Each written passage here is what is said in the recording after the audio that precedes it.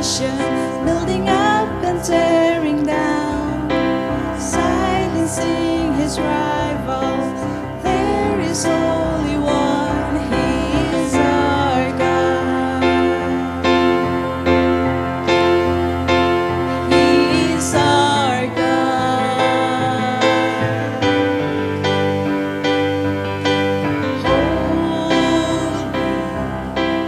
You alone are holy, matchless in your glory, holy God.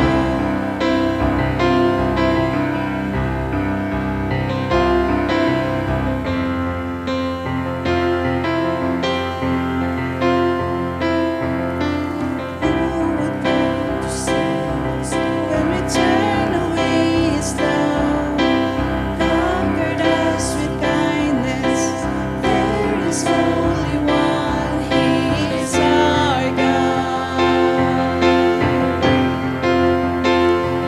He is our God.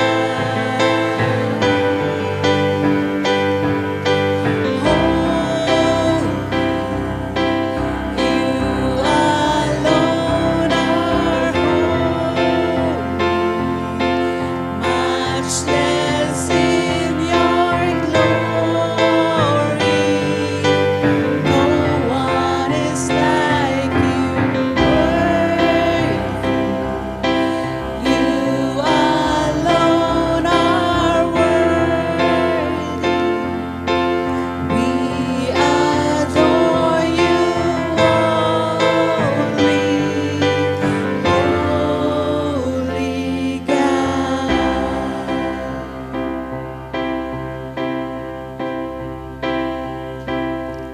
Now to the King of the throne, who was and is to come, and to the Lamb who was slain, be glory. Now to the King of the throne, who was and is to come, and to the Lamb who was slain, be glory.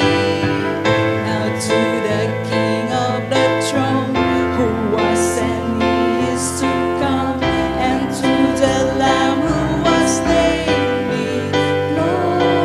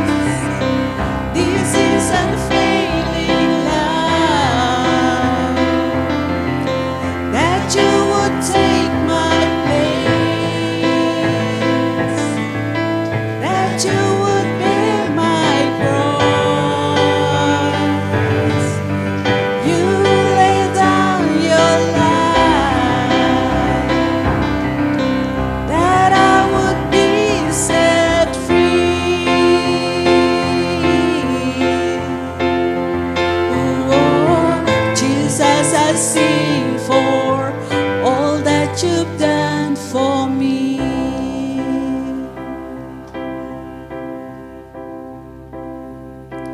Worthy is the Lamb who was slain. Worthy is the King who conquered the grave. Worthy is the Lamb who was slain.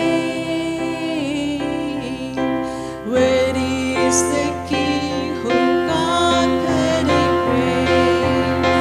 Worthy is the Lamb who was slain. Worthy, worthy, worthy. Oh, this is amazing grace. This is unfailing love. That you would take my place. That you would bear my cross. You lay down your life. That I would be set free.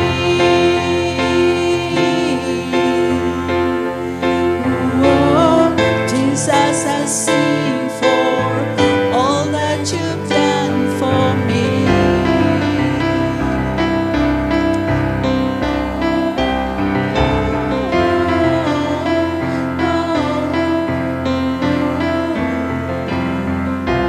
Thank you, Jesus.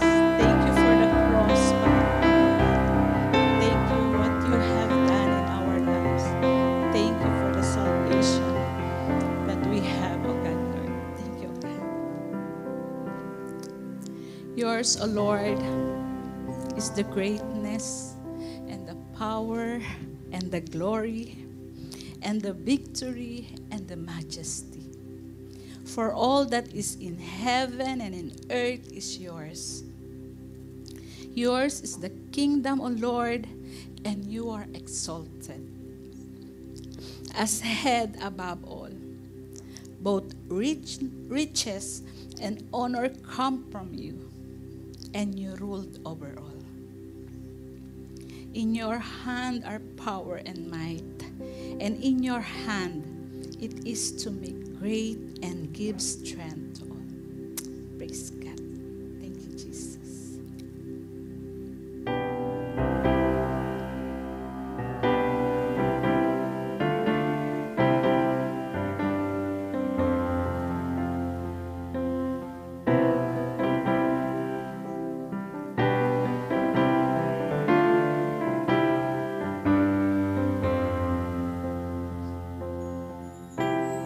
Have no rival, you stand alone. The heavens worship before your throne. There is no one like you. You have no equal. Your kingdom's reigns. Yours is the highest of every name. There is no one like you. Almighty, we're standing in the presence of your majesty. You're holy, you alone, the sovereign crown of royalty. You're the King of kings, Almighty.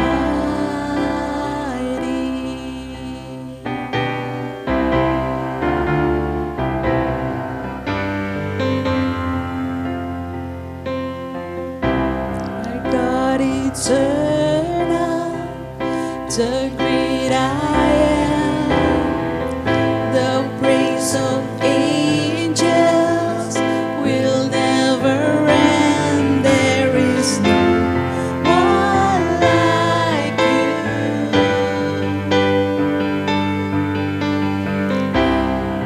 words like fire, face like the sun, a voice like thunder, who was and is to come.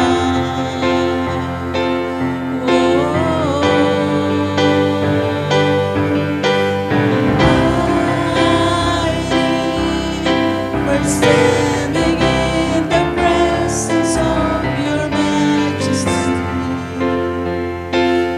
Holy, you alone, the sovereign crown of royalty. You're the King of kings, almighty.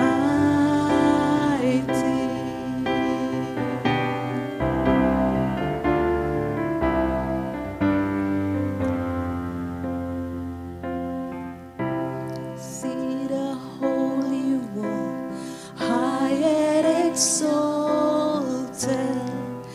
I hide my eyes and I tremble before Him. I tremble before Him. I see the Holy One, high and exalted. I close my eyes and I tremble before Him. I tremble. You are almighty. We're standing in the presence of your majesty. Holy, you alone, the sovereign crown of royalty. You're the King of kings, almighty.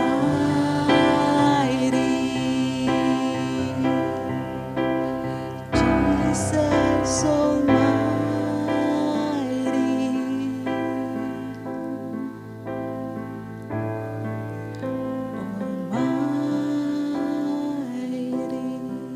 Yes, Lord. Thank you, God. Thank you, Jesus.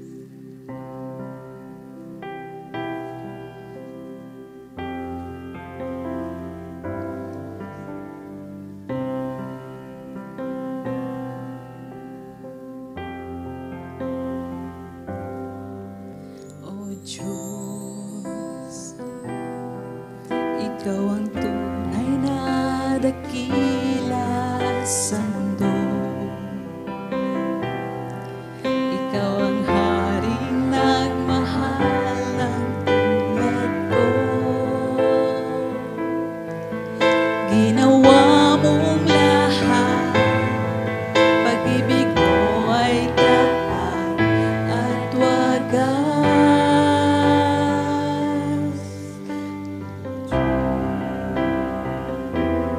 Wala nang papantay sa kabutihan mo.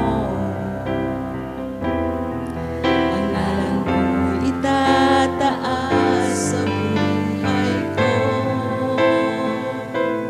Sundin ang loob mo, iparinig ang nais mo.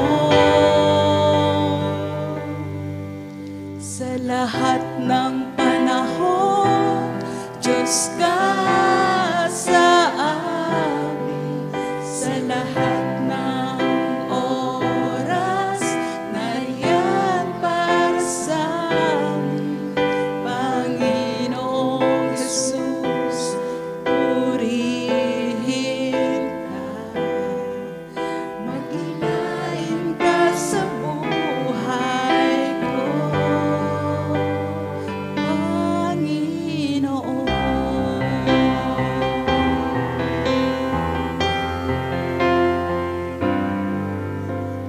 Diyos, Ikaw ang tunay na dakila sa mundo.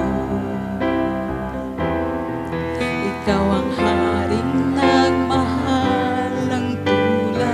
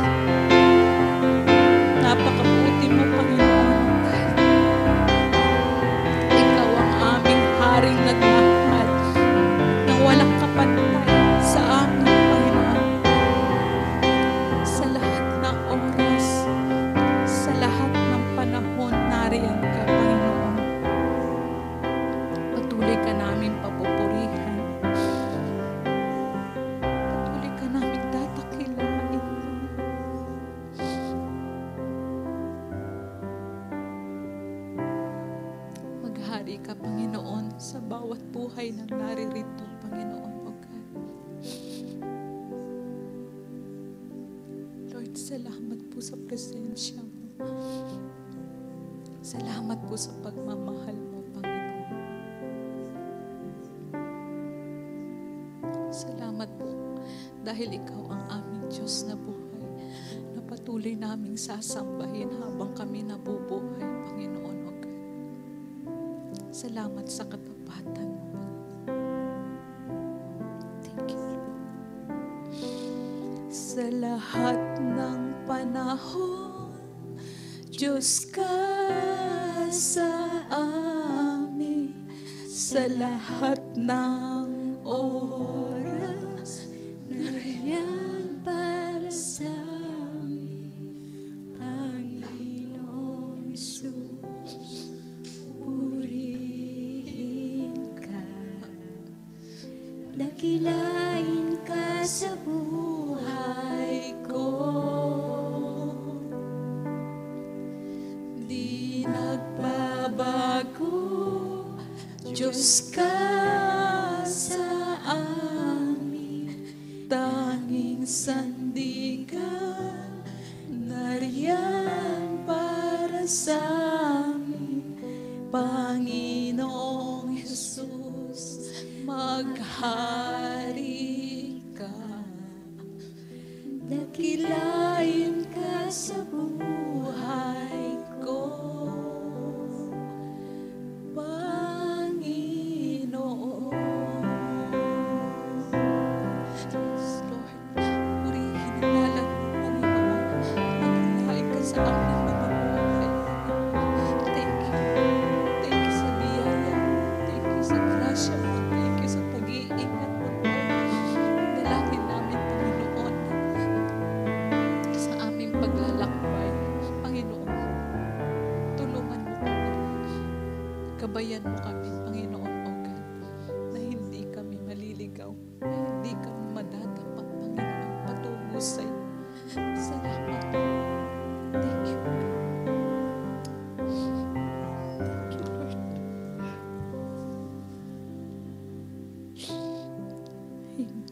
All glory, honor, and praises belongs only to you, Lord. Thank you.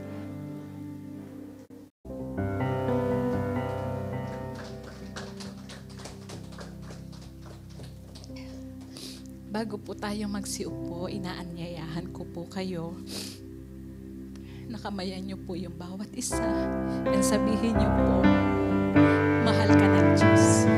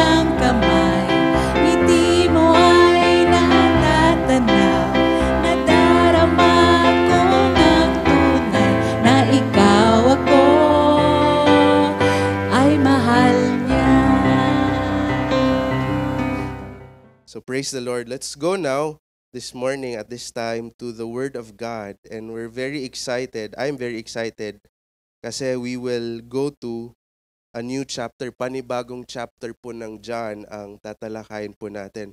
John chapter 4, and we will not read to it, through it, pero Kasi mahaba po siya na story. John chapter 4 verses 1 to 26, and siguro some of us are familiar with this story already. No, we will go through this uh, portion by portion, no, para ma-study po natin kung ano yung naging dialogue ni Jesus Christ, and i-introduce po tayo sa isang character. And the first 3 chapters po, no, just really introduces or sets up kung sino po si Jesus. And again, yung purpose po ng aklat ng Juan is to make us believe that Jesus is the Son of God. That He is not an ordinary man. Yung iba po naniniwala na super anointed lang po si Jesus Christ. Tao siya pero He was anointed greatly. Naging superman po si Jesus somehow. So marami pong other doctrines, false doctrines about Jesus Christ, and we want to be very careful kasi if we look at yung 1 John, yung epistles po ni Apostle John, he is very strong in his words in saying that if you miss yung doctrine of Jesus Christ, you are an antichrist. You are an antichrist. Ganun po ka bigat yung ang teachings, ang ganun po kabigat na kailangan natin malaman yung katotohanan patungkol kay Jesus Christ. So, if we look at John 4, 1 to 26, this is the first time that Jesus actually introduces Himself. Marami po sa John yung mga I am statements. And this is where we will see yung first I am niya. No? And really, if naalala nyo, nung nagkaka-start lang po natin nung series, yung series of John is introducing Jesus. Introducing Jesus to us. Siguro kilala na po natin si Jesus as the one who died for our sins. Pero that's all. No? Tapos informational knowledge lang, hindi intimate knowledge. But yun po yung prayer ko. That as we study this further, we will know Jesus intimately and not just yung information lang, head knowledge lang, pero yung knowledge that leads to saving faith. Now, the title of my sermon this morning is Jesus is the living water. Jesus is the living water. If we look at yung water or tubig po, marami po siyang uses, no? Marami po siyang purposes. For example, if like kagabi po nagkalagnat po ako, feeling nagka-flu po ako or feeling dehydrated, ang ginawa ko po is I drank many water. No, I drank dalawang tumbler, yung tumbler po ng water namin. And minsan yun po yung ginagamit natin for water. No, when we're dehydrated, pagkatapos po natin ng siguro exercise or when we're out, nag-commute po tayo, mainit po, so we drink water. Marami po siyang uses, no? We also use water para sa pagluto po natin, no? Sa paghalo sa mga sinigang mix. Masarap po yung sinigang mix ni Pastor kagabi. But water has many uses. No? And I remember very interesting, siguro some of you will find it weird. Pero nung bata pa po ako, I would always ask myself, ano kaya ang makaka-satisfy sa akin? And regularly po, I would ask that, ano kaya makaka-satisfy sa akin? And I would always end up, yung conclusion ko lagi is water. So kukuha po ako ng baso, iinom po ako, and I will say, satisfied na ako. Pero yung satisfaction po na yun is very temporary. I would ask again, ano kaya makaka-satisfy sa akin? Water. Sige, kukuha na naman ako. Paulit-ulit po yun, pabalik-balik po tayo kasi hindi siya truly makaka-satisfy. And then later on, when I was growing up, pinakilala po sa akin ng mga parents ko si Jesus Christ, yung Word of God, yung church, I realized that yung totoong sagot po sa tanong ko, no, ano kaya ang makakasatisfy sa akin? Hindi po siya yung literal water, but it is the living water, who is Jesus Christ. Only truly the living water can satisfy our hearts. Only Jesus Christ can satisfy the longings of our hearts. Kaya we need to know Him, church. And we need to love Him. We need to search more, sino ba tong si Jesus Christ?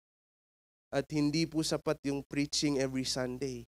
Kailangan every day may access po tayo sa mga salita niya. We will open it, we will look through it and prayerfully meditate on the Word of God. Lord, I want to be satisfied in you, and only you can satisfy me. And we can live a whole life searching for what can satisfy us. Yung job description, position sa trabaho, family, relationships, blessings, material blessings, bahay, kotse. Whatever the world defines na ito, makakapagbigay ligaya to sa'yo. Nothing can ever satisfy us but the living water. Now we will see just what the living water does through these verses. And 4 points for us this morning. Una po, the living water defies cultural systems. The living water defies cultural systems. And if we start with our verses this morning, sa verse 1, this was after po yung nagbaptize po si Jesus Christ and His disciples. Tapos many followers galing po kay John the Baptist, lumipat po kay Jesus. Yung mga followers po ni John, nataranta po, narattle po sila. Na, Rabbi, don't you see na nagkadami na po yung followers ni Jesus Christ? Yung mga followers natin dati, doon na po sila pumupunta. And John the Baptist says, less of me, more of Jesus. He is above all. He is Jesus Christ. Siya dapat ang susundan natin. And so, siguro Jesus was already at this time, naririnig na po yung pangalan niya, kung ano yung kaya niyang gawin. He was already doing signs and wonders, miracles. He was already healing the sick. And so maybe at this time, the Pharisees, yung mga religious leaders, narinig na po nila, sino tong taga Nazareth na gumagawa ng signs and wonders? Sino tong taga Nazareth na nagbaptize? And in verse 1, we see now when Jesus learned that the Pharisees had heard that Jesus was making and baptizing more disciples than John, verse 3 says he left Judea. Jesus withdrew from the place. Remember, nandito po siya sa may south, sa Judea. Si John the Baptist was somewhere in Galilee sa may north. Doon po siya nagbaptize. So when Jesus heard na baka magkaroon ng gulo, and it was not yet His time for Him to be arrested, He withdrew. He leaves Judea, where His disciples were baptizing, and He goes back. Umakyat po sila to Galilee. Now notice, meron pong narrator comment si John dito sa verse 2. Jesus Himself did not baptize. He did not baptize, but only His disciples. Now what does this tell us? Side note lang po ito. What does this tell us? Yes, baptism is important, but it's not the priority of Jesus Christ. It was to preach the gospel. Kasi if this was important for our salvation, why was Jesus not baptizing? Other churches, pinapahalaga po talaga nila yung baptism. If you are not baptized, you are not saved. If you are not baptized, hindi ka pwede maging member. If you are not baptized, wala, pupunta ka sa hell. But we see here, Jesus himself did not baptize kasi yung focus niya was, what was his ministry? To declare, to preach repentance, for the kingdom of heaven is at hand. So Jesus leaves Judea, kasama po yung mga disciples niya, tapos umakyat po sila sa Galilee. Now, if we look at the map, between Judea and Galilee, meron pong city called Samaria that is in between Judea and Samaria. And we see that sa verse 5 that he comes to a town, so he goes up, umakyat po sila, he passes through Samaria, and he stays there. He goes to Sychar, a city of Samaria where the well of Jacob, famous po ito ng well for the Samaritans, isa po siyang religious site, no? So he goes there to where Jacob's well is found. Now, it's important to know that the Jews and the Samaritans, or the Jews, had utter hatred and disgust towards the Samaritans. Magkalaban po sila, yung Jews and Samaritans. The Jews would call them dogs, not in a cute sense, pero they would call them dogs, and they would call them their enemies, and no Jew would ever dare go near kahit 6 feet away from a Samaritan. They would never go near Samaria. Otherwise, they would be considered unclean. They would be considered unclean. So, ganun po kalala po yung pagtingin po ng mga Jews sa mga Samaritan. So, a typical Jew who would travel from Judea to Galilee, mag-long cut po yan sila. Iikot po sila. Iiwasan po nila yung Samaria just so they could avoid the Samaritans. But we will see in the next verses how Jesus defies this cultural na system na binuo po ng mga Jews. For them, kalaban po sila. To Jesus, He is the neighbor that we should love. And we will see gaano po ka-intentional si Jesus. He had to pass through Samaria. Sabi po sa verse 4, he had to pass through Samaria. Not because convenient po siya in a way. Kasi mas mabilis, straight lang, diretso lang. And, his disciples were probably arguing with him, Jesus, di tayo dadaan dyan. May mga Samaritans. And if we read further down in verse 6, Jesus was weary from his journey kasi fully man din po siya. So nakakaramdam po siya ng pagod. But he had to rest in that well, not only because he was weary from his journey, but Jesus was so intentional. He had to pass through Samaria because he intentionally planned to meet a Samaritan woman, introduce himself, and forever change hers and her family's life. Hindi po aksidente na dumaan po sila sa Samaria. Hindi po nakalimutan ni Jesus na ito yung cultural background, yung discrimination ng mga Jews to the Samaritans. No, He intended to go there to meet this Samaritan woman. Ganon din po sa buhay natin, mga kapatid. Everything that happened and is happening in our lives is intended by the Lord. Wala pong accidents. There are no accidents why you're here, why you're going through that struggle, why you are going through a blessing, a time of abundant blessing. Intended po yan lahat ng Lord. Kasi intentional po yung Lord natin. And even if we think about paano po tayo naligtas, paano po tayo nakilala si Lord, hindi po accident yun.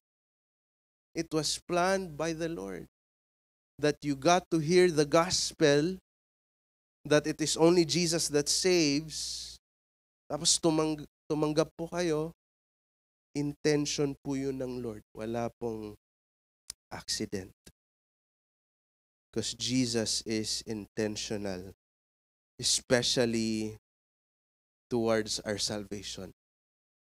Jesus is intentional and takes initiative when it comes to our salvation. He took the first step. He did not wait for us to seek Him, to call out to Him. Kasi wala, the Bible says no one seeks after God. If Jesus did not make the first step, we would not know Him. So in verse 7, we see that a woman from Samaria came to draw water. Ito po yung naging regular routine po niya and regular routine ng mga Samaritans before. And yung mga tao po before, wala pa pong ano nga ulit dito sa Cebu, MCWD. Maynilad yan. Wala pa pong ganun. No, wala pang gripo, wala pang anything. They had to go to a well to get water. So regular routine po ito ng Samaritan woman. And Jesus knew that. Kaya doon po siya mismo sa well, He rested and He approached. Jesus said to her, "Give me a drink." Jesus initiated yung conversation po nila. Give me a drink. And my narrator po comment po sa verse 8, His disciples had gone away into the city to buy food, kaya sila lang pong dalawa nandun. His disciples were not there. And kaya siguro, sa verse 9, the woman was freely responding to Him. Kasi you can probably spot a Jew from afar, and this woman would have or could have avoided Jesus Christ, who was a Jew. But si Jesus po ang nag-initiate ng conversation, ng relationship. He says, "Give me a drink." And the Samaritan woman, nagtataka po siguro siya, why is a Jew talking to a Samaritan woman? How is it that you, verse 9, a Jew, ask for a drink from me, a woman of Samaria? How is it that hindi lang po ito ordinary conversation, but if the Jews considered these people unclean, why would you ask for some water from someone who is unclean?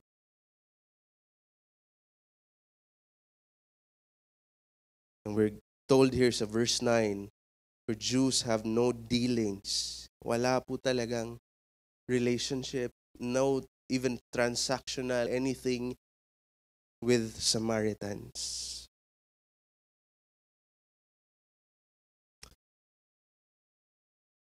And alam niyo, this is the first dealing of a Jew with a Samaritan that would lead to the salvation of many Gentiles.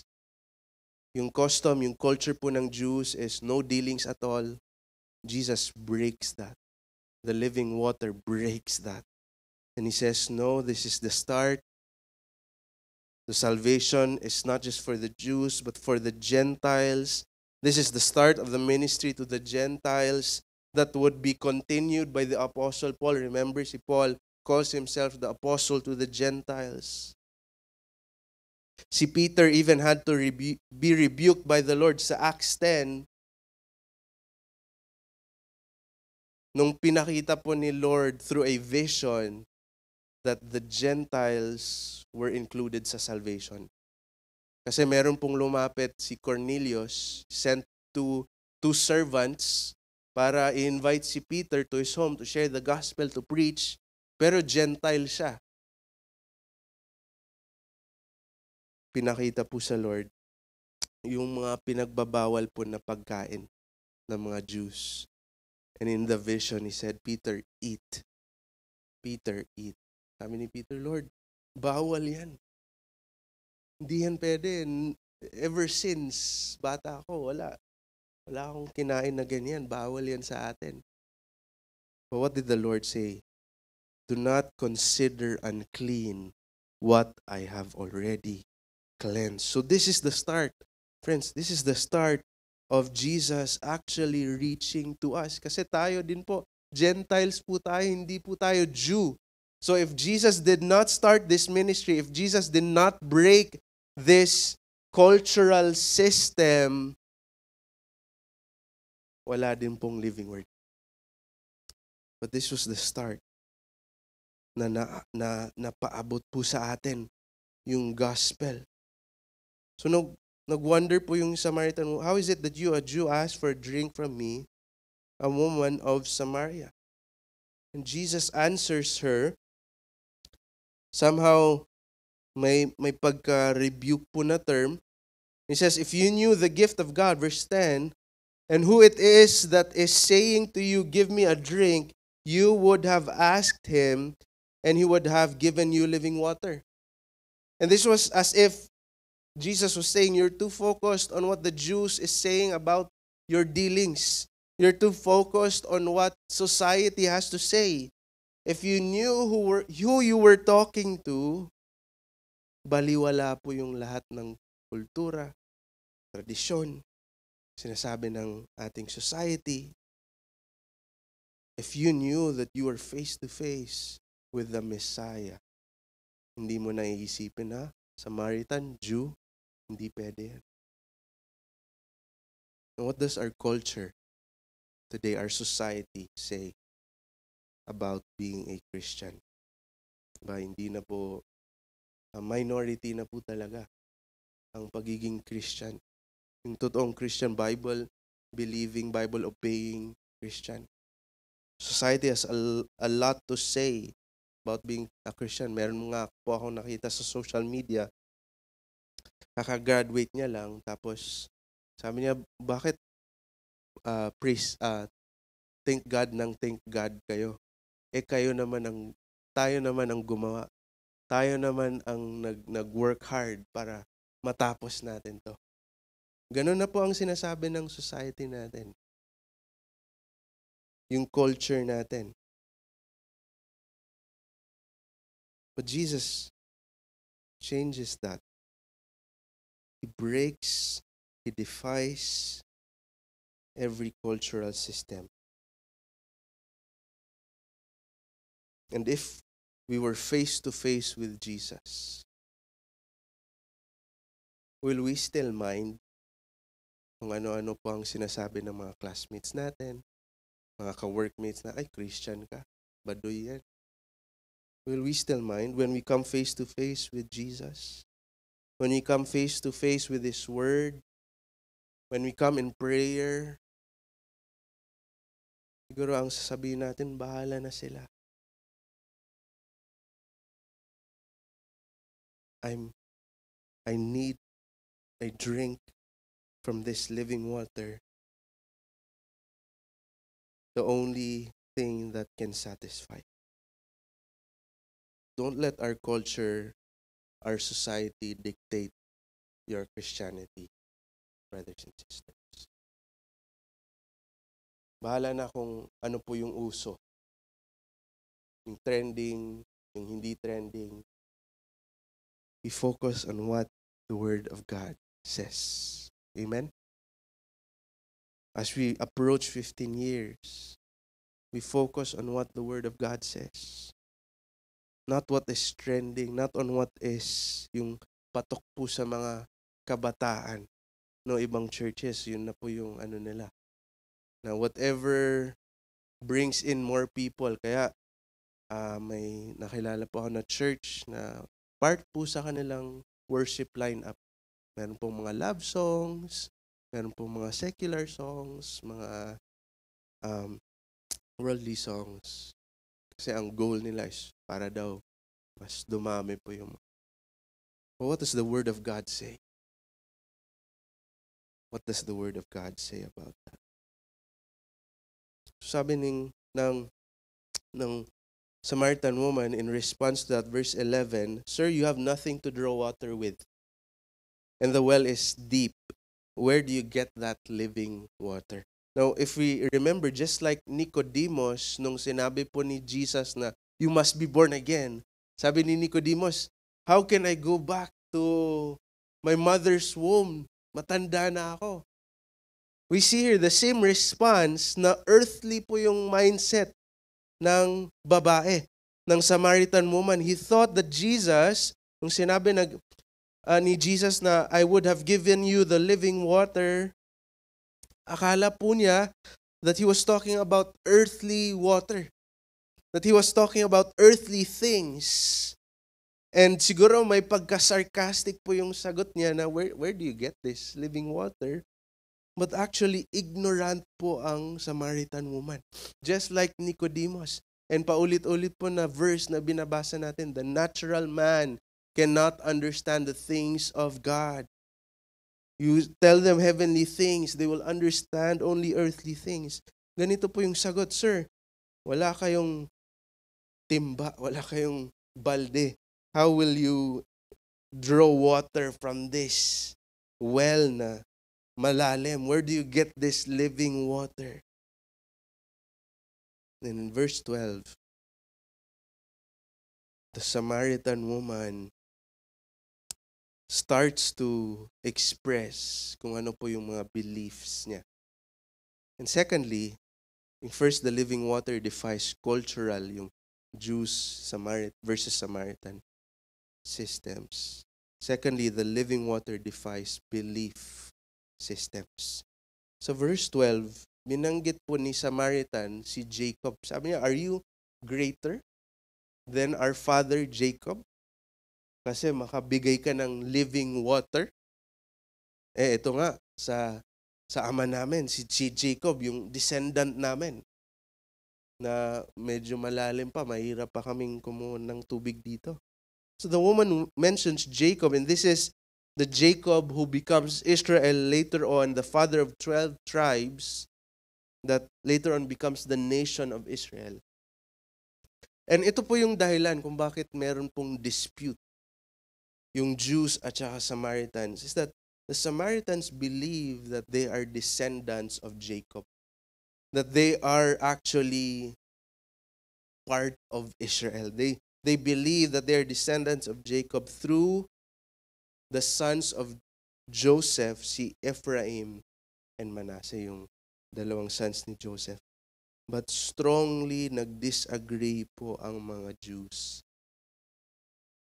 They think of them as outsiders. The Jews think of the Samaritans as outsiders and Gentiles. Pero ito yung belief ng Samaritan woman. Jacob is my father. Kami, Samaritans, although you treat us, Jews, differently, kami po ay descendants ni Jacob. And are you greater? Diba? Yun din po yung natalakay natin na yung Israelites or yung Jews at the time of Jesus, they were very strong on si Abraham yung father namin. And they think na ligtas na sila kasi descendant sila of Abraham. Same din dito na, are you Jacob ang ama namin? Are you greater? Are you greater than our father Jacob? He gave us this well, verse 12. And drank from it himself, as did his sons and his livestock. So, this probably, yung Samaritan probably assumed na merong nag-discriminate na tong si Jew, si Jesus Christ. Kasi sinabi niya na, I have living water better and greater than Jacob's well. But she did not understand that Jesus, ano tong living water? Jesus was actually talking and referring to himself spiritually. He is the living water that never dries out on the souls of man. When we drink of this water, we will never thirst again. When we taste and we see that the Lord is good, we will never look for anything else to satisfy us. Jesus was talking about the salvation that He will bring. Pero hindi naintindihan yun ng Samaritan woman. He was earthly in his thinking. And continue on verse 13 says, Jesus said to her, everyone who drinks of this water will be thirsty again. What is Jesus talking about here? Yes, it is true that the water that the woman draws, probably siguro every day po siya pumupunta sa well, that water could never ultimately satisfy their thirst. Tulad po nung testimony ko. Ulit-ulit po yung question, ano kaya makakasatisfy sa akin? Tubig. Kukuha ko ng tubig, iinom ako. After the next few hours, mauuhaw na naman. And it is true. Ganun po kasi wala pong temporary on this earth. And this is why she was so adamant on Jesus giving her this living water. If we look at verse 15, sabi niya, Sir, give me this water. Earthly pa rin yung iniisip ng Samaritan woman. Sabi niya, give me this water so that I will not be thirsty again or I would not have to come to draw water again. She was so forceful that Jesus would give her this living water so she did not have to work. She did not have to go back to the well. Pero ano po itong sinasabi ni Jesus na everyone who drinks of this water? The water that Jesus mentions here, ano po ang tinutukoy niya? Yung water po ba sa well, sa Jacob's well that was in front of them? The reply of Jesus goes deeper than literal water. Jesus, the living water here, is defying and breaking the belief system of this Samaritan woman and many other Jews and even many people today. See, the Jews believe that the law is needed. Kailangan pong sumunod sa law of Moses, para maligtas ang tao. They had to follow. Kaya yung mga Pharisees, they were so self-righteous because they followed the law plus yung mga dinagdag po nila na tradisyon. But to that, Jesus replies, your good works cannot satisfy the wrath of God. It will make you thirsty again. It cannot quench your need of a Savior. If you look to religion and the law, that water, if you drink of that water, you will be thirsty again. You will keep going back to it, pero wala pong nangyayari. Because that's not how we become right with God. Now, the Samaritan believes and hold on to their being descendants of Jacob. Yun po lagi yung argument nila sa mga Jews. Hindi, descendants kami ni Jacob. But to that, Jesus replies, family descent cannot satisfy the wrath of God. Honestly, yun po yung akala ko po na born again na po ako, saved na po ako. Because my parents were, when I was younger, grabe po sila passionate sa ministry. I don't remember ever missing a Sunday, ever being late on a Sunday. Lahat po ng ministries, sinasama po nila ako, even as young as 3 years old. And I thought, okay na ako kasi yung parents ko were very strong Christians. Si Pastor Iboy, hindi pa po pastor noon, pero he was already being trained to be a pastor. I realized, hindi pala ganun. It's not family descent. It's not family association or any kind of association here on earth that gets us the salvation, the eternal life, the living water. It's only our association with Jesus Christ, our relationship with Jesus Christ that truly satisfies, that brings us back and reconciles us back to the Father. Everything else that we try to do, yung mga belief systems natin na we should do this, we should do that, when we drink of that water, we will be thirsty again. But if we drink of the water of the gospel of Christ, na tapos na, it is finished on the cross. It's not by our works, it's not by church membership, affiliation, but by the cross. When we drink of that, we are satisfied. What belief systems are we holding on to aside from the gospel? Are we still holding on to kailangan good works? Even po yung sanctification. Ito po yung isa sa mga questions ng interview po sa membership. How do you know you are saved? And how do you know you are, or what do you do to be continually saved? And both answers, both questions po, no, parehas po yung answer. It's through the grace of God. Through the gospel of Christ. Not our good works. We are not saved by our good works. We are not sanctified by our good works. Although yes, meron po tayong part when it comes to sanctification. We discipline ourselves to read the word, to pray. But all of that ultimately is the work of God in our lives. But what are we holding on to? What belief systems are we holding on to? Ang dami na po ngayon, no? Na mga systems na pinatungan po sa Bible na dapat ganito. Yes, Bible, pero dapat ganito. Yes, by grace through faith, pero dapat may ganyan.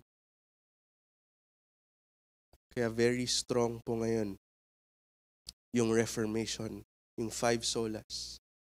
That it is by grace alone, through faith alone, in Christ alone, through scriptures alone, to God be the glory alone. Wala po tayong efforts. Kaya wag po tayong magdagdag pa, no, sa salvation ng Lord. It's by grace through faith. Period. It is by the work of God in Christ dun po sa cross. Period. And if we add more, we will be thirsty again. We will be thirsty again. What Jesus was offering the Samaritan woman was not something physical or material. Alam niyo, sometimes that's what we're after kay Jesus. We pray when we need something, when we want something. We draw near to Him. When we want something physical, material, even financial. But Jesus was offering something spiritual and eternal. Sabi niya sa verse 14, whoever drinks of the water that I will give him will never be thirsty again. So again, he is pertaining to the gospel, to the cross, to His blood, His shed blood that will forever cleanse us and give us a right standing before God. We will never be thirsty again. The water that I will give him will become in him a spring of water welling up to eternal life. What Jesus offers us, hindi po siya material na today is here, tomorrow is gone. Hindi po siya physical na temporary lang. We enjoy it a little time, but the next day wala na. But what Jesus is offering is eternal salvation. Yes, once genuinely saved, always saved. What Jesus is offering here is eternal joy. You cannot find joy elsewhere aside from finding it in Christ. What Jesus is giving here is eternal peace in the midst of the storm. Pag dumaan po kayo ng pagsubok or paghihirap, mga kapatid, where do we go to? How come masaya pa rin tayo? How come when we're at a loss, how come when we're struggling, masaya pa rin tayo? We're not faking it. It's because there is eternal peace and joy in Jesus Christ. What Jesus gives is eternal blessings, something that we can bring in heaven that will never be taken away from us, that will forever satisfy our souls. Nothing on this earth could ever satisfy the deep longings of your souls. If you think na kung magkaka-girlfriend lang talaga ako, hindi na ako maging lonely. Or if magkakapera lang talaga ako na ganitong amount, kakakotse ako, magkakabahay, it will never satisfy the deep longings of your soul. You can try and try. You can try and try. Work hard. Earn that position. Ma-promote kayo. Tumas yung salary nyo. Makabili na kayo ng kotse, ng bahay. With a lot of friends.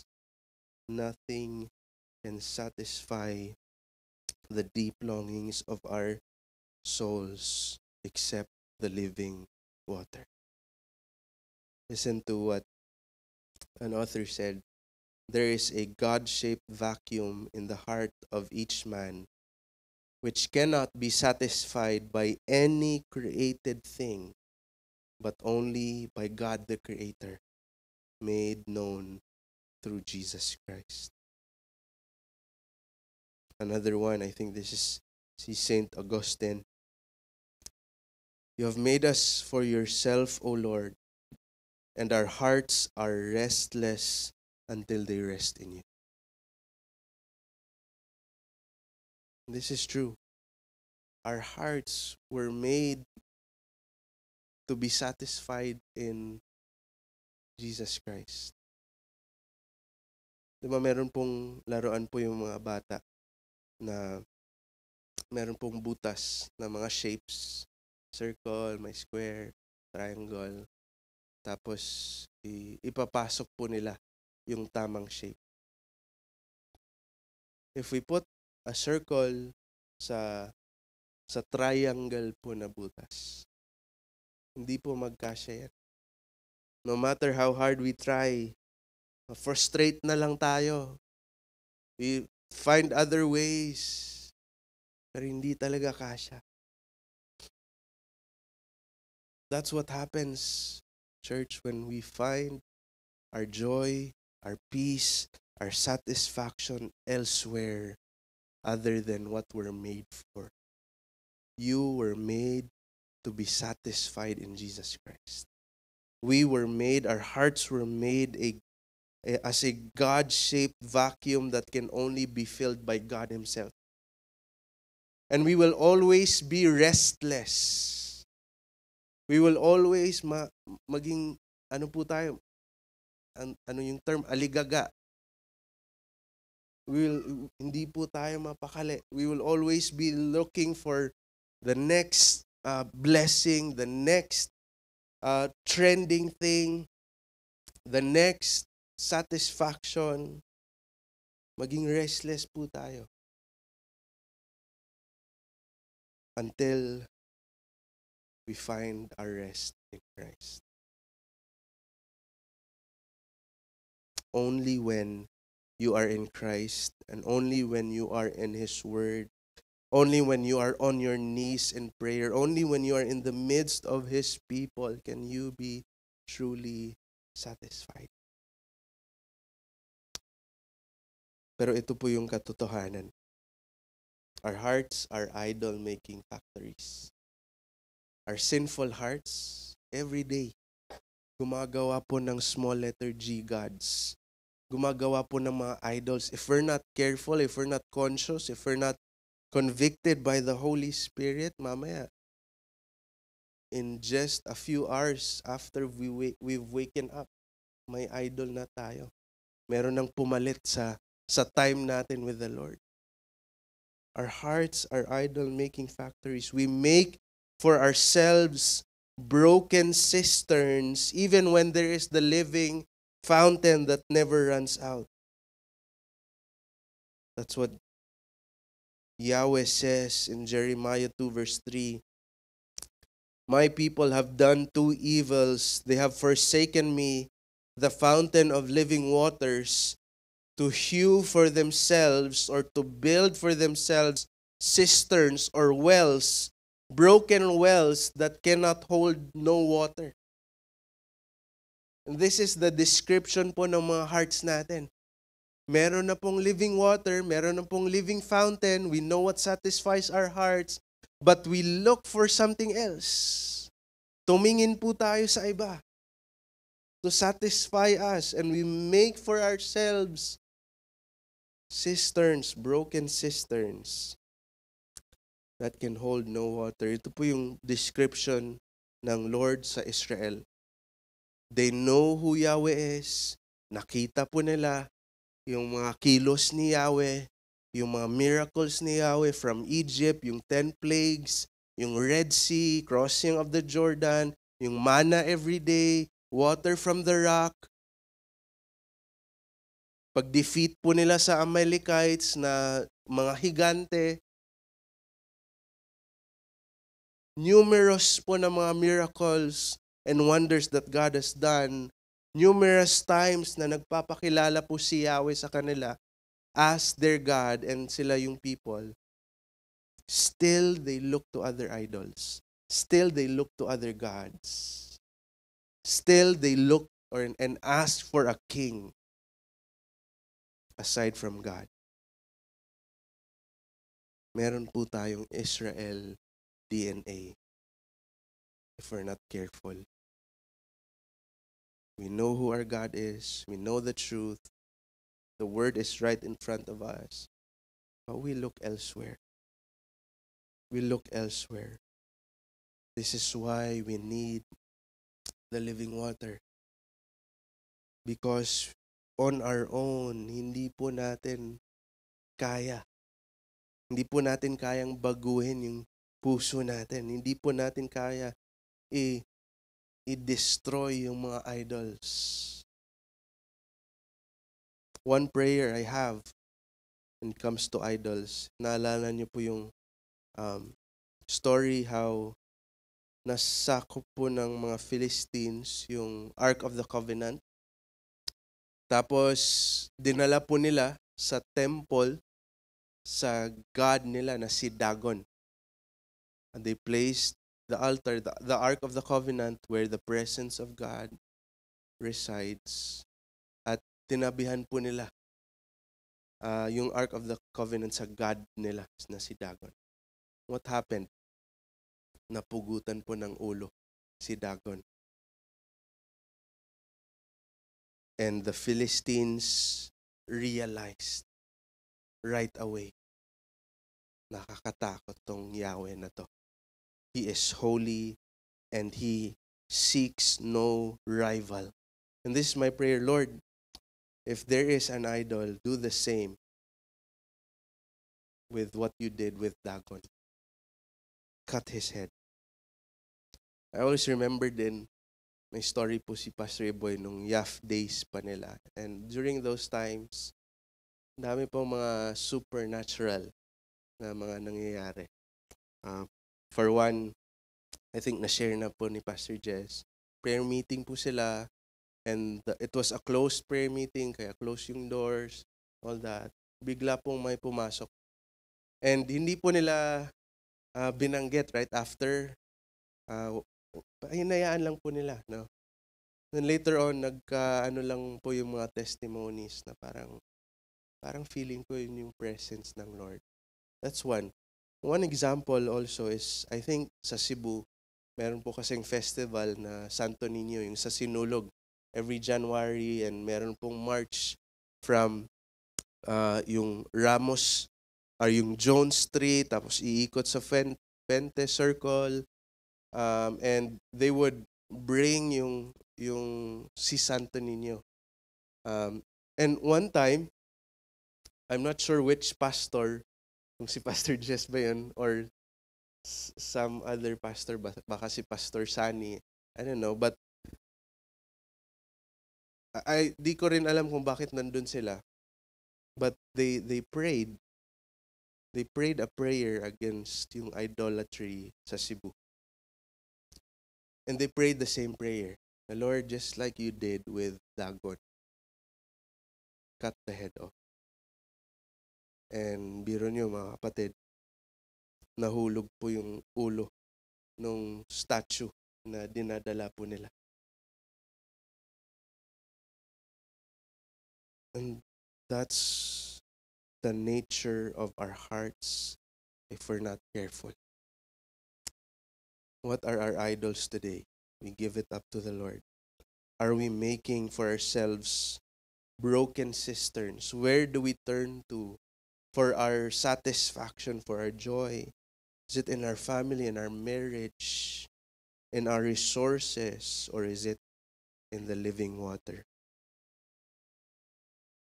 Thirdly, the living water defies personal systems.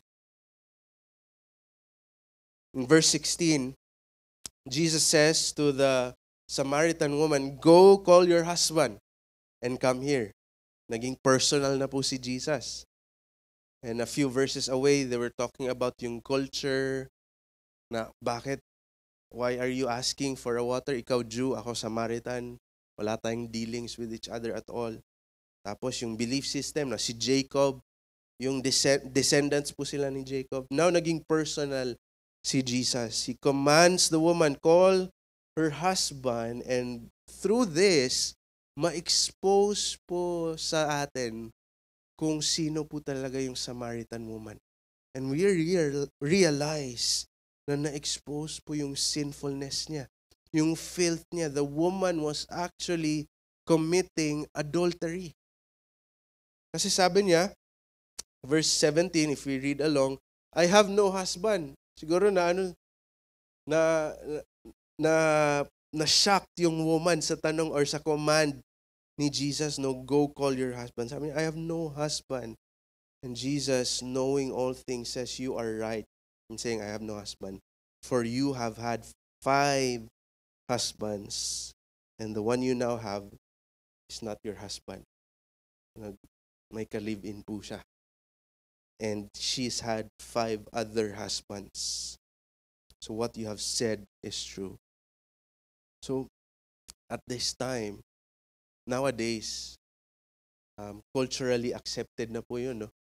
To have many husbands, to have many wives, na may ka-live-in, okay na po yun sa atin, sa mundo natin ngayon.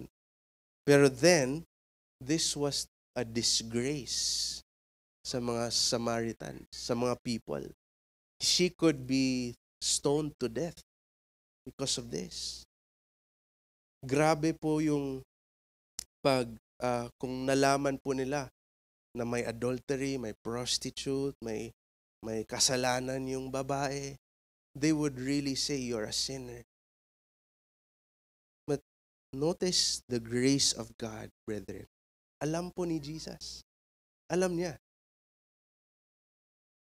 He knew exactly who she was and what she's done. Yet, He approaches her still. So, hindi lang na lumabag po si Jesus sa cultural system na bawal magkasama yung Jews and Samaritans.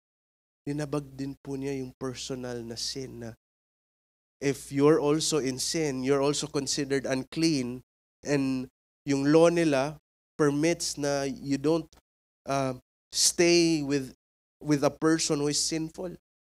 Pero again, Jesus defies that and He approaches her still. And isn't that what Christ has done to each and every one of us, brethren? Ano po yung mga filth natin? Mga sinfulness that the Word of God has exposed. That we realize na, the Lord, no, may ganito pala ako. Puno pala ako sa pride, sa self-consciousness. Lord, yung mga nagawa ko dati, Lord God, yung lust, Lord, alam mo lahat. The Lord knows everything, but isn't this also what He's done to us? Nilapitan pa rin niya tayo. In His grace, sa grasya ng Panginoon at sa karumihan natin, He still approaches us. And see how personal our God is. Jesus is a personal God, and He knows everything about us, everything about you, even the numbers of your head, even your deepest, darkest sin na tinatago natin. Alam po ni Jesus yun. And still, He approaches you. Still, He draws close to you. There's one author who says that yung mindset natin, human mindset, is that if we see someone who is sinful, we avoid him or her. Pero hindi ganon si Jesus. He knows our sin, your sin, my sin, even the sin that we don't know we're committing, the sin that we're very carefully trying to hide. Jesus knows that. And sabi po ng author, His heart is drawn towards that sin. And we see the woman becomes defensive, no? Sabi niya, probably thinking, first you bring up my belief, and now my personal life, now my love life, Lord. Parehas po sa atin, we put up our defenses. When our sin is exposed, when our lack is exposed, sabi, Lord, ito din. Sakupin mo din ito.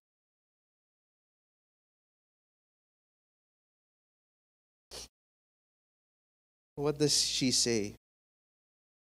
Nung sinabi na ni Jesus na, you're right, you have had 5 husbands, the one you have now is not your husband. Sabi niya, verse 19, the woman said to him, Sir, I perceive that you are a prophet. Finally, nag-gets ng woman na hindi lang to ordinaryong tao. I perceive that you are a prophet. Na-amaze siya. Bakit niya alam? Hindi ko naman pinost yon. Bakit alam ni Jesus? Bakit ngayon ko lang siya na-meet? Pero alam niya lahat. He must be a prophet. He must know everything about her. And we will see in the last verses po ng study natin is that, fourthly, the living water defies religious systems. So the woman starts talking, nag-gets niya na hindi lang to ordinaryong Jew, prophet siya.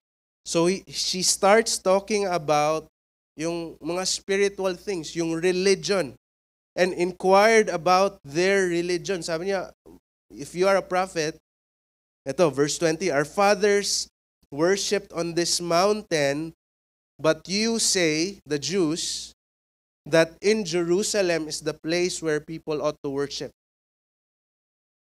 So somehow, parang sinasabi niya, ano yung tama? Kung prophet ka talaga, you know everything. What is right? Who is right? Kami ba, Samaritans, na dito kami nag-worship kasi meron din po silang sinet up na place of worship. Meron po silang mountain. Kami ba yung tama na dito yung worship namin? Or kayo ba na sa Jerusalem, sa temple? Which one is right? She asked this, pero out of selfish motives, no? We see na gusto niyang maging tama, na sila talaga yung tama. No, but we will see that there was a lot of religiosity and legalism going on in this time. There was a lot of law, lot of do's and don'ts. And if you notice, even today, ganun din po. Religion, legalism, if you don't do this, you're not that. And people do a lot of things to get to God. Pero empty sila. Empty hallelujahs. All forms, no substance. If you ask people kung ano po yung prayer, alam po nila yon. They know what prayer is. But empty prayers. Kasi walang relationship sa Lord. All forms of worship. Alam niyo, yung mga worship songs, even secular bands know them. And they play them kung kailangan. Kung binayaran sila. All forms, maraming forms of worship, but there's no true worship. All forms of religion, many forms of religion, but no true religion. And Jesus came to change that. Jesus came to tear the veil. At alam niyo, may sinabi po yung isang pastor na when the veil was torn, when Jesus cried, "It is finished," breathed his last, nagka-earthquake, the sky went dark, the veil was torn. It exposed an empty sanctuary. Ibig sabihin, the Jews were doing the law of Moses, yung sacrifices, yung lahat ng mga provisions sa law, but it was an empty worship unto God. It was an empty sanctuary. Through Jesus Christ, through the living water, verse 21 says, the hour is coming and is now.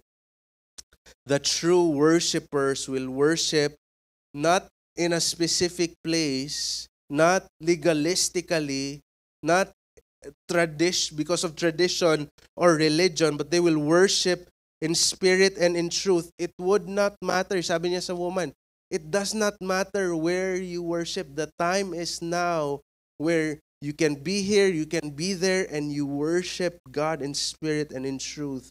The true worshipers will worship from the heart. True worshipers will worship the way God wants to be worshipped.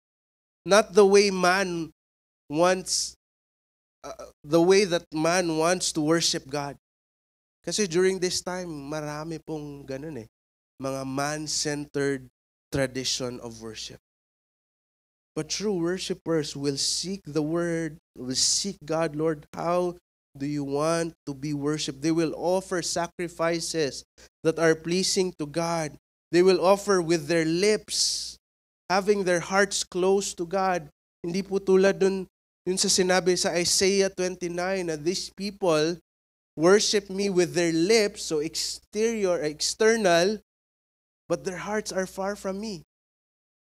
Pumupunta sila sa church, umaawit sila, tinataas po nila yung mga kamay nila, they pray, they give tithes, but their hearts are far from God. True worship is the worship of the heart. Does not matter where. That's what Jesus was saying. Believe me, the hour is coming. Verse 21. When neither on this mountain nor in Jerusalem will you worship the Father. Verse 22. You worship what you do not know. True worshipers know who they're worshiping. Yung totoo po na worship, it stems from our intimate knowledge with God. You cannot truly worship God if hindi mo siya kilala.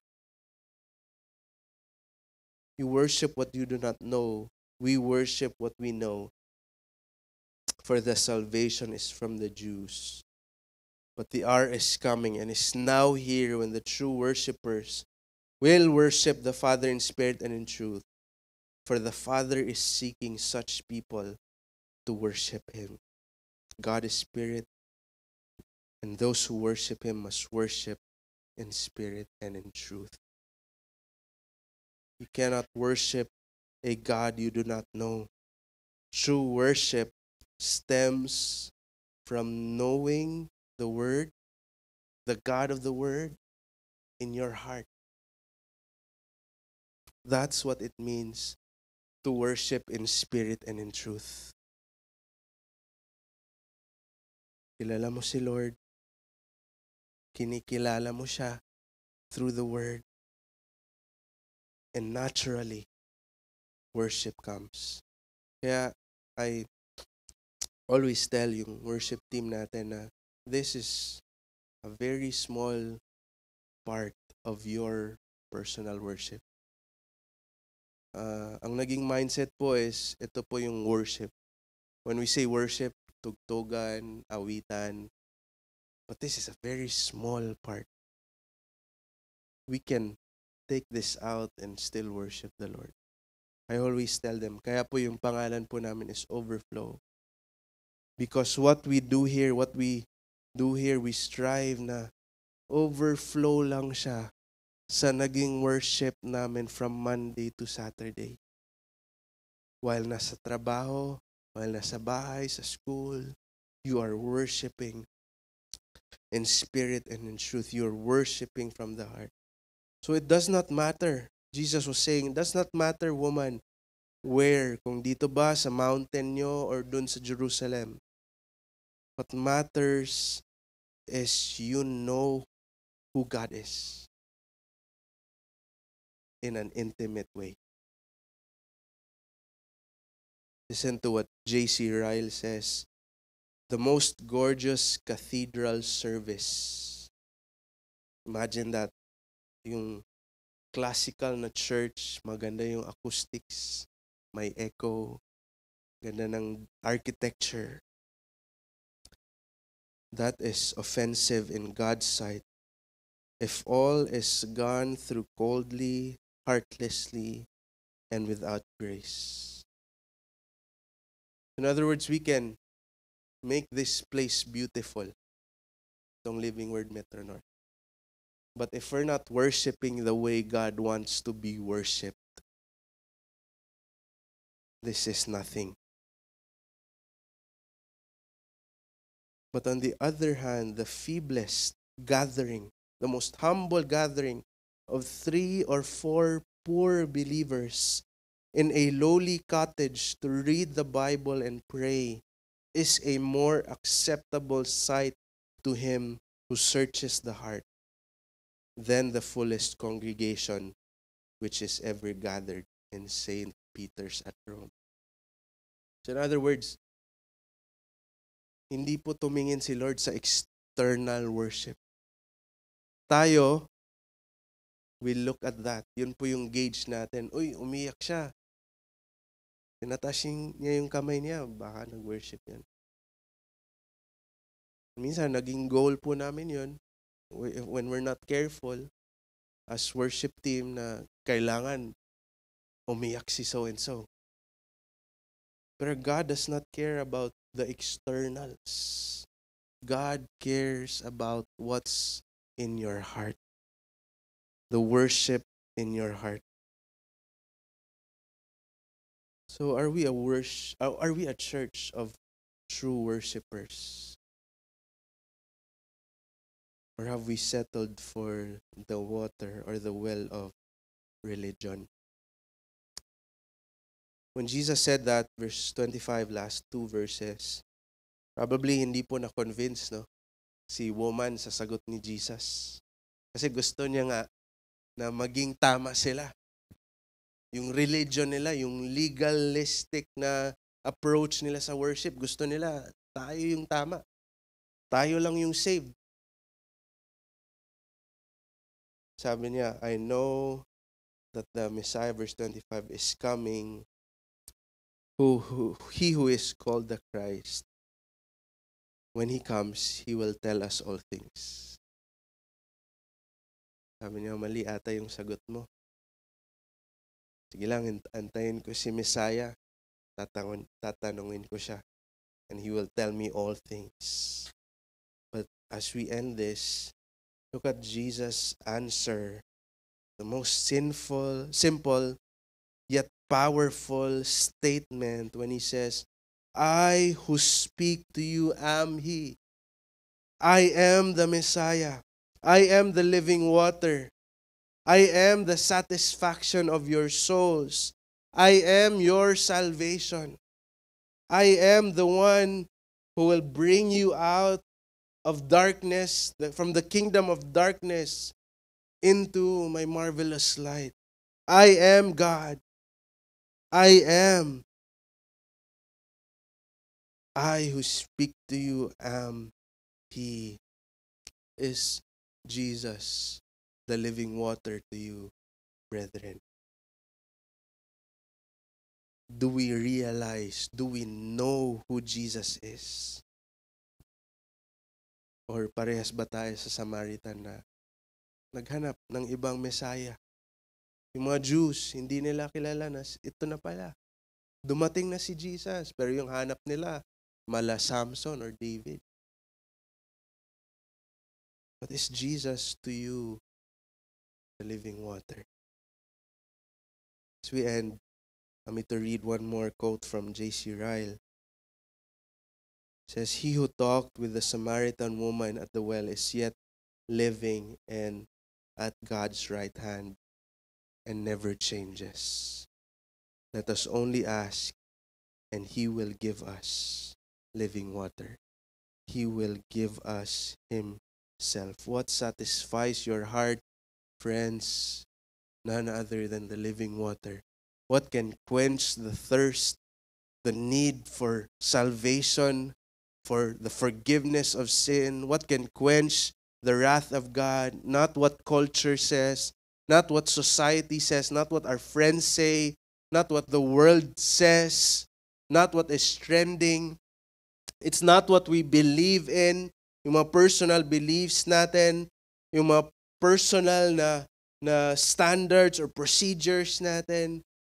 It's not a religion that can satisfy us, but Jesus Christ, the living water. Will you drink of Him and never thirst again? Taste and see, brothers and sisters, that the Lord is good. Drink of this living water. Ask, and He will give you Himself, and you will be satisfied. You will be satisfied. Let's pray. Lord, forgive us if we build for ourselves mga forms of religion, of tradition, culture, that we think can give us a good standing before God. Forgive us, Lord, if mali po yung mindset namin. Earthly po yung mindset namin, Lord. Because we are sinful in nature. And the natural man cannot understand the things of God.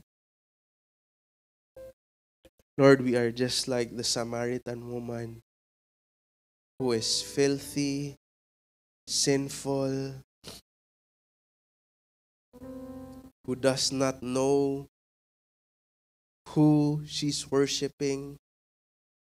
Basta lang, kasi ito yung nakasanayan ko. Basta lang, kasi ito yung sinasabi ng so and so, ng church. Basta lang, kasi ito yung trending eh. Ito yung mga ginagawa ng lahat, ng marami. We worship what we do not know. And we drink of the water that can never satisfy. And we force ourselves, Lord, to believe na, satisfied ako dito. Sa work ko, sa blessing, sa material things, sa family. But Lord, deep down, may kulang po. Deep down, Lord, meron pong longing. Deep down, alam namin na itong mga temporary things, hindi siya makakasatisfy. And we will always be restless. We will spend a whole lifetime looking for something that satisfies us. Pero Lord, thank you for your grace kasi kayo po ang lumapit sa amin. Kayo po ang nag-initiate ng conversation, ng relationship. Kayo po ang humakbang, Panginoon, para kami ay maligtas, para makilala po namin ang living water. Kung ano po o kung sino po ang tunay na makakasatisfy sa mga kaluluwa namin, Lord. And we know you because you made yourself known. You reveal yourself to us. Pinakita niyo po sa amin, Lord, ang kagandahan ng gospel. And you have also exposed, on the other hand, yung sinfulness namin. Na tuyong-tuyo po pala kami. Dead and dry bones. But Lord, thank you for the gracious Savior that came down and broke and changed all na we thought na tama, we thought na ito yung makakapag-satisfy sa amin, ito yung tamang paraan sa pag-worship. Lord, binago mo lahat. Lord God, by your grace, Lord, you have showed us what true worship really is. Allow us, Lord, we pray that we will indeed be true worshipers of the living God. That we will worship in spirit and in truth. We will worship because we know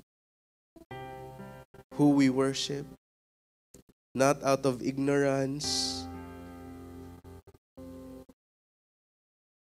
but Lord, dahil meron po kaming intimate knowledge sa'yo. Thank you, Lord. I pray that every single person here will be able to drink of the living water. Oh Lord. I pray that every single person here will see the broken well, the broken cisterns that they are holding on to satisfy them. I pray, Lord, that they will let this go. And they will say to you, Lord, I need your living water. Satisfy my soul, my heart. Make me glad in you. Make me rejoice in you. Thank you, Lord. Thank you, Holy Spirit, for your word. Thank you that you said, I am he who speaks to you. And indeed, Lord, kayo po ang main speaker namin. Hindi po kayo guest. You are the main speaker here. And I pray that you will speak. And you will reveal yourself. And you will say to each heart, I am he who speaks to you right now. Drink of my living water. Thank you, Lord. Thank you even, Lord, that we get to worship you in song. We get to worship you by hearing your word. And Lord, help us be doers of your word as well. Thank you, Lord, that we get to worship you with our resources. The resources that are not really ours, but yours. So Lord, kung tutusin, binabalik lang po namin sa iyo, Lord God. And may you use this for the furtherance of the gospel. No other purpose, Lord. Thank you, God. Bless your people. Bless their needs. Provide for their needs. Even their wants, Lord. Grant the desires of their hearts. Lord, more importantly, Lord, bless them spiritually. And may we be a church filled with true worshipers in spirit and in truth. Give you glory. We love you, Lord. because you first love us. In Jesus' name, amen and amen. Praise the Lord. God bless you, church.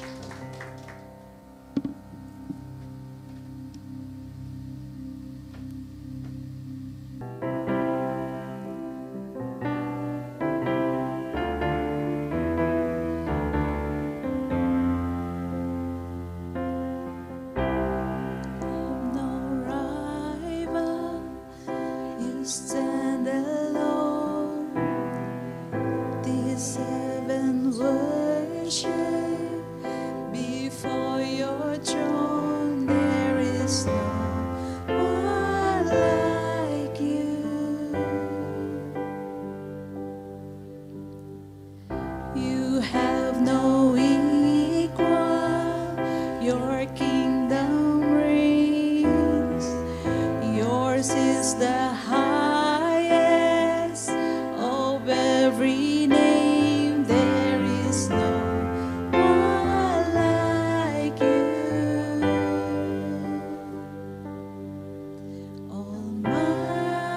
Almighty, we're standing in the presence of your majesty. You're holy. You alone, the sovereign crown of royalty.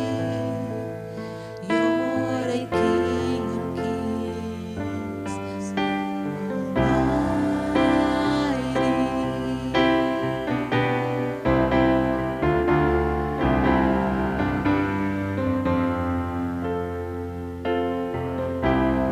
God eternal, the great I am, the praise of angels will never end. There is no one like you.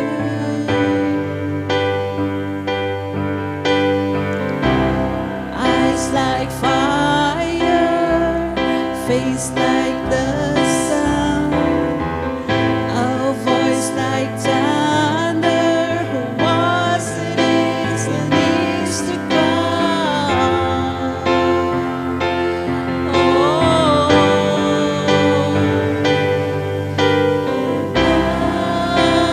Almighty, we're standing